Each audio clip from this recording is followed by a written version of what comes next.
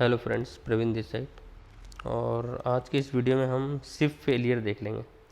तो जो SIP failure होता है ना, सिप फेलियर उसका क्या रीज़न रहता है।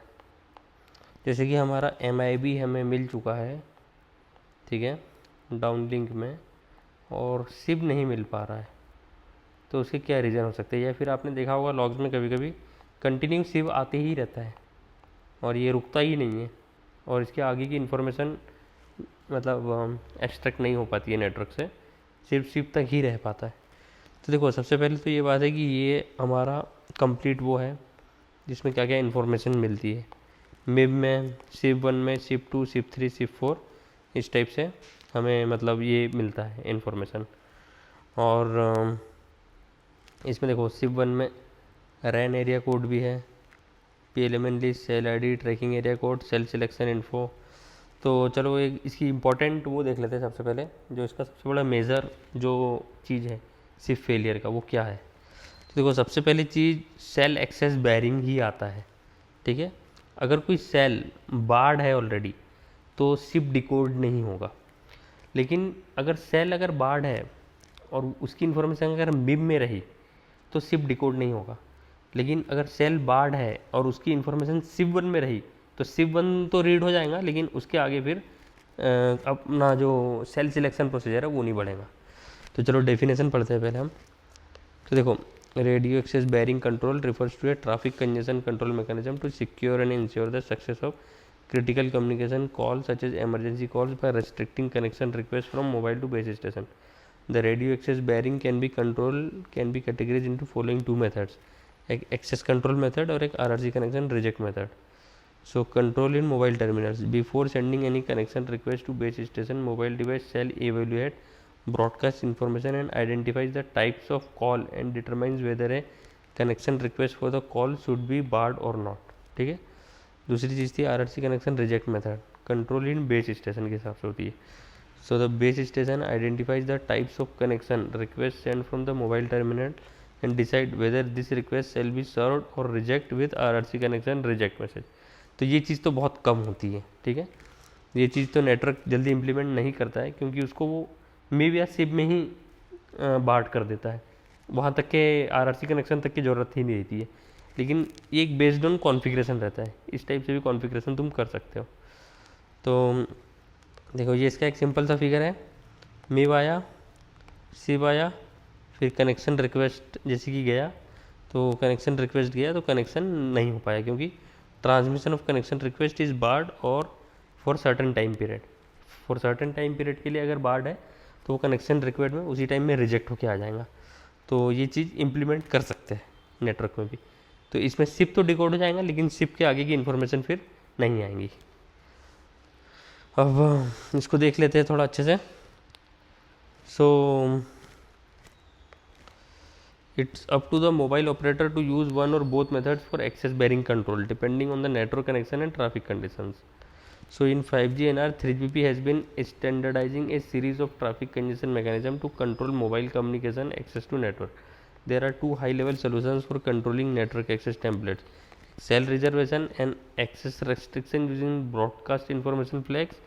Second है access bearing with unified access control UAC feature. ठीक, तो access bearing with broadcast information flag क्या होता है, ठीक है।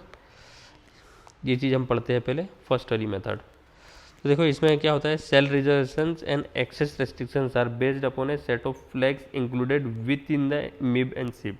This flag indicates permission for cell selection and reselection. ठीक है, मिब और सिप में इसकी इन्फॉर्मेशन दी जाती है अगर ये वाली मेथड हम यूज़ कर रहे हैं तो.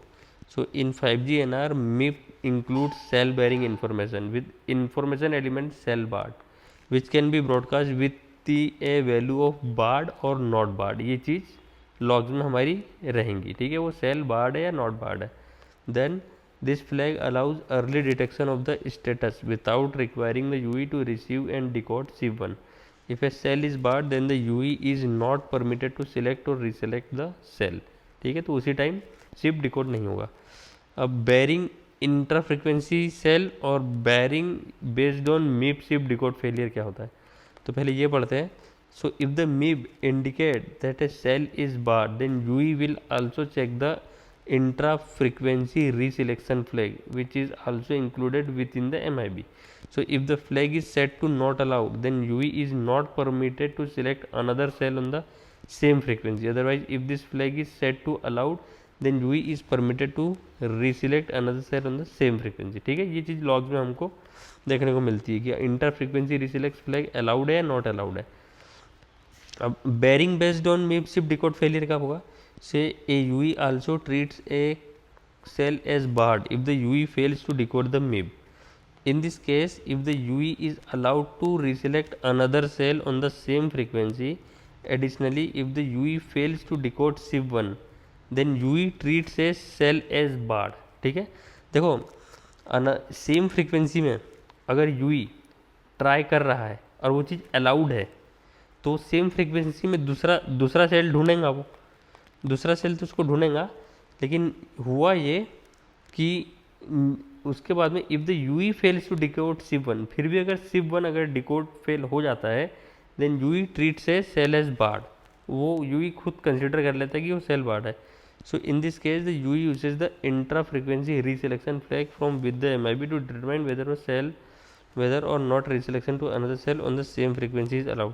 So UE treats the cell as barred for the up to 300 seconds when it fails to decode the MIB or SIB. ठीक है, 300 सेकंड तक के UE उसको एज ए बार्ड ही समझता है। 300 सेकंड तक के UE ट्राई नहीं करेगा वो सेल पे, और उसके बाद में फिर से ट्राई कर सकता है when to decode the MIB or SIB1। ठीक है, when it fails। तो और आगे बढ़ते हैं। तो 5G NR SIB1 indicates and flags cell reserve for operator use. अब देखो MIB का तो खेल खत्म हो गया, अब SIB आया। तो SIB में अगर ये चीज़ इन्फॉर्मेशन दी गई है cell reserve for operator use, तो इसमें भी क्या होगा, can be broadcast with a value of reserve और नॉट रिजर्व दिया रहेगा।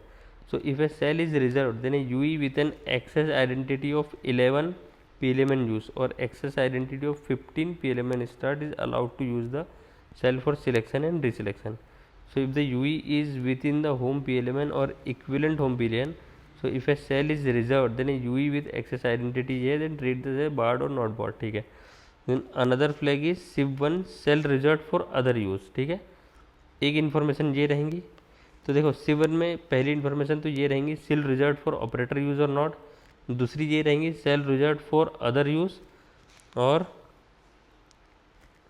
हाँ 2 इन्फॉर्मेशन रहेंगी। तो ये भी ब्रॉडकास्ट होता है वैल्यू ऑफ ट्रू और कैन बी एक्सक्लूडेड, इसका रहता है। So with this flag in broadcast by SIB1, then all UE treat the cell is barred, that is it has the same impact as the cell barred flag with in the MIB। There is a single instance of the flag which applicable to all PLMN। ठीक है, cell reserve for other use भी आप पढ़ सकते हो, ये उतना कोई इंपॉर्टेंट नहीं है, लेकिन फिर भी इसके कारण भी SIB डिकोड फेलियर होता है। और SIB1 में ये चीज़ है रहेंगी कि cell reserve for operator use और cell reserve for other use में अगर ये चीज़ रिजर्व नॉट रिजर्व्ड है, तो या फिर ट्रू ये है और या फिर एक्सक्लूडेड है, तो इसमें भी SIB डिकोड फेलियर होगा, क्योंकि वो सेल बाहर हो जाएगा SIB के हिसाब से। तो देखो SIB1, एक मिनट, देखो SIB1 is cell specific information that is only valid for serving cell. It carries the critical information required for the UE to access the cell. It also include information related to the availability and scheduling of other SIBs.